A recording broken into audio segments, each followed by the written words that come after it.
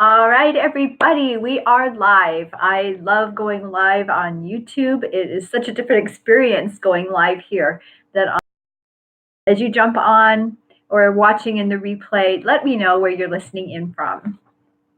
Still like to have that interaction, like to give a shout out. I'm going to jump right in because you know I do that when I am talking about something that's important. I don't want to spend all the time at the beginning, making small talk. So we'll jump right in because as online marketers, we need to know what the pet peeves are of folks so that we can avoid them, right? And I've come up with 5 of my own pet peeves that just really drive me nuts. And I'm sure that you may be able to identify, and maybe you've got some of your own. And I would welcome you to put those in the comments so that we can start a dialogue, start a conversation. So if this is the first time that you've found our channel, my name's Dana Hagstrom with davidandDana.com. We empower the home business owner with breakthrough strategies to help boost your home business success. So be sure to subscribe to our channel, like this video, ring the bell, all those fun things that you can do so that you'll be notified when we go live or when we have a new post of content, training, that sort of thing. And we do have a recording out there David is working on, so there should be something coming up very shortly. But today we are going to talk about some pet peeves that people have in the online marketing space and how we can best avoid those, be the ones that are causing folks to have, don't want to have anything to do with them. All right, first one I have is fake people. Well, we all have been attacked, I'm sure, or been tapped on the shoulder by a fake profile on Facebook. There are fake people out there, people that are real, but they're making fake personas, and that can be annoying. We want to interact with real folks, and we want to interact with authentic folks. So how we can avoid that if we're the ones that are out there creating fake or false personas, maybe it's us, we're just trying to look like someone we're not online, and pretty soon it's going to be quite evident that you don't talk the talk or walk the walk that you are projecting. So be real, and that's important. So I love meeting people in the community, but I love talking with real people. And so you'll see me out there. I'm real. I make mistakes. I fumble my words. It's all right. I might not have my hair combed perfectly, or I didn't put lipstick on before this live, but it's okay. That's the real me. That is the real me, and that is what you are going to see, because I like to bring that authentic me to you. Number 1 is fake people. Number 2, now this is probably one of my biggest pet peeves, and that's when people will, they will pitch you without permission. I don't know if that's happened to you, where you're talking with someone and all of a sudden they drop their link on you before you gave them permission or even asked for it. They're making assumptions. It may even be in a welcome conversation that you have, where they're not even saying, hey, first, they're just sending you a link to their opportunity or some great product that they just are over the moon about. Or even funnier, when they send you a company link that isn't even, anything that points to them. It's to their company or to their product. But whatever it is, they are pitching you before before you've given them permission. And I was guilty of that before I knew any better. And so if that's you, if you're one of those people that before you even start a conversation, you're trying to pitch your product or your opportunity, think what that feels like on the return side. It doesn't feel good, and it doesn't look professional. So that is a big pet peeve out there. So be attractive. Wait for people to ask for your link, or at least ask them first, hey, I've got something I think would really help you. And would you like to take a look?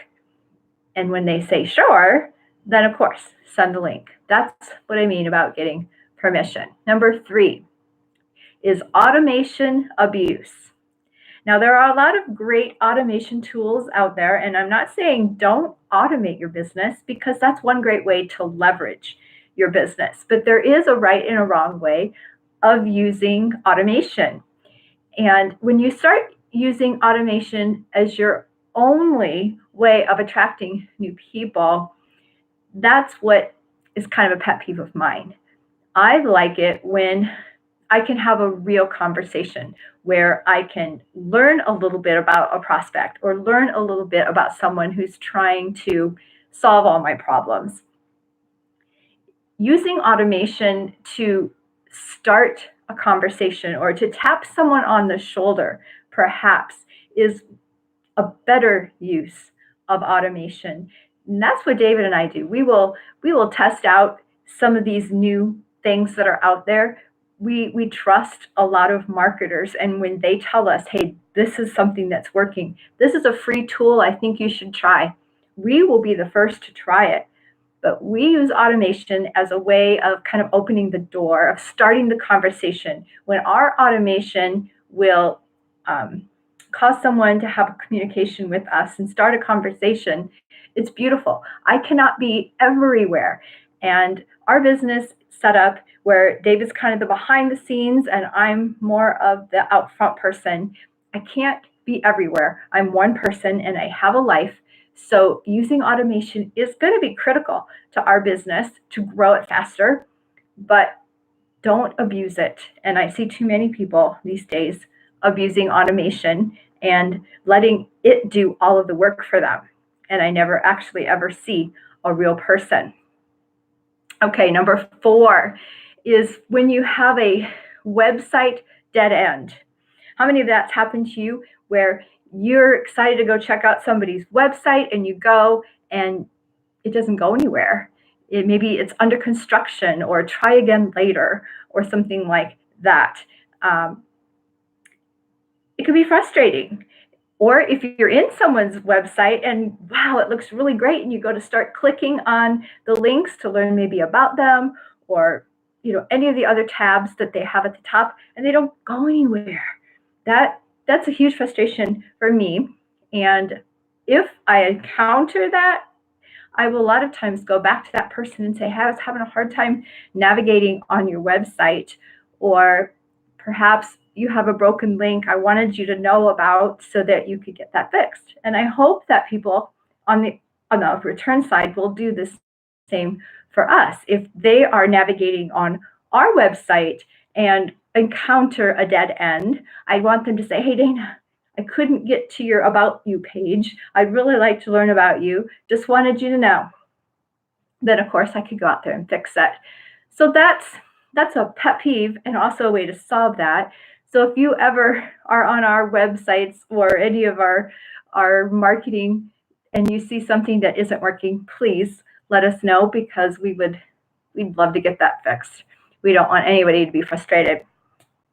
And number five, and you probably have all encountered this as well, time-sucking content. Now, we all know we're supposed to provide content for our audience, for our prospects, and that is exactly right. But how long is it? Is it consumable in 10 minutes, or do you have to spend an hour or more listening to a live that's a lot of blah, blah, blah, blah, blah, with just a little bit of content? Well, that's a pet peeve of mine, is when I see, a really great marketer going live, and I jump on their live and I'm so excited for the truth bombs I'm going to get, and all they do, blah, blah, blah, blah, blah, and maybe I have to wait 5 minutes into the live before I even hear, any content at all. Well, to me, that's frustrating. My time is precious, and when I see that there's something that I want to consume, I want to be able to consume it and get on with things. Now, maybe I'm alone. Maybe everybody else wants to sit on Facebook all day or sit on YouTube all day and, watch one video after another or read one post after another. I don't know about you, but I don't have enough time in my day to read all of the great stuff that, my marketing friends have out there. It's it is hard sometimes to pick and choose when you see all of these great emails coming in your inbox. Oh, I want to read that one. I want to read that one. I want to read that one. Or you see that someone's posted a new video. And of course, yes, I want to go watch that. There's going to be all kinds of new things to learn in this. So how do you set your day and not get into that time suck rut, excuse me. So those are my 5 pet peeves. Being an online marketer is awesome. I love being able to help the community. I love being able to be fed by so many wonderful people that are out there. But there are some pet peeves. And if you've got one that I haven't mentioned, I would love for you to put it in the comments and we could start a conversation and a thread here because, we all have things that frustrate us. And sometimes as a marketer, we can just look over things that may be really bothering you know the the our audience, and we don't even know it. So use this opportunity to get it off your chest. Write it in the comments, and I'll appreciate that. And again, if you haven't already subscribed to our channel, we would love that, and be ready for a new video coming soon.